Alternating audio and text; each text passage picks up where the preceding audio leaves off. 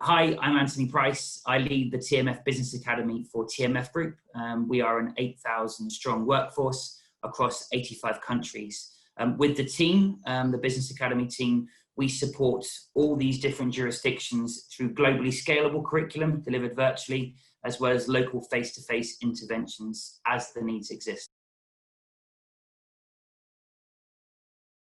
What has been really popular at TMF Group is our initiative called Career Stories, where we invite people from the organization at different levels of experience, different stages of their careers, and we interview them to talk about their career with an audience present. And we do this virtually each month. And we have had female-only panels to support women in leadership. And it's proved very popular. Huge numbers of enrollments of more junior ranking females, as well as males interested about, obviously, the answers that the females would bring to the conversation. I think what that has inspired is a lot of the feedback that comes from these panel-based discussions is the fact you need to be brave and be willing to give these things a try. And actually, many of the experiences that the panelists have spoken about is how they've overcome those obstacles of trying to balance family life and a career, and equally wanting to inspire other people to not necessarily be fearful of their gender, which of course is a really good point for people to hear from people in those positions.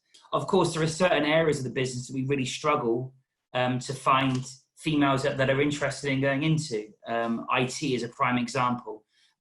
Fortunately, I think through the Career Stories initiatives, it does inspire people to also recognize just because I've had this career path up till now doesn't mean I can't diversify. And I think that's the case for many employees across the organization now, that they realize I'm not having one career for life. I can actually diversify if my skills suit the opportunity that might exist. With remote working and the digital and mobility piece all combined, it also allows flexibility for a more comfortable work-life balance. I think there has been an acceptance, certainly within TMF, where as an organization, we totally respect the fact that these are unusual times, and therefore having children walk in, which I nearly just had one walk in just now, it's acceptable and that's fine. We shouldn't discourage that because it's no problem. And I think what that does for certainly for females who are devoted to their family, which perhaps limits their ability to travel internationally, working remotely and digitally will of course support those types of opportunities.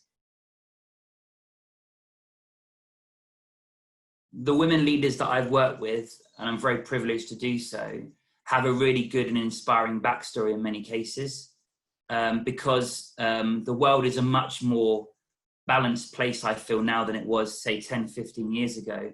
And I think the women that are in more senior positions already now generally have gone through periods of adversity to get to where they are. And I think for them, that becomes a huge inspirational and motivational piece for people that look to be in their positions in the future. So I think what women leaders are doing really well right now is championing, it doesn't matter of your background, your ethnicity, your gender, that the opportunities are there. And I think they speak on behalf of entire organizations from a diversity perspective, and it has authenticity about it, versus me saying it, who may have had less adversity or challenges in my career. So I think that's something that women in leadership right now in our organization are doing a fantastic job at. Because people feel less inhibited presenting remotely, and I also feel there is a degree of authenticity in communication at the minute. People, when they're stood on a lectern in a large, busy theatre, not only does it fill most people with fear, but of course people are starting to become natural broadcasters. Like we're having this conversation now. I think everyone has almost built their home studios where they broadcast from. And I think one of the soft skills that we found has been very, very powerful for women to have a better voice is their ability to communicate much more fluidly than having to go in front of big audiences face to face. And I think, again, not having a script, having a series of points in a piece of paper that isn't necessarily, if they've got the shakes or any confidence issues tends to be we found to be much less.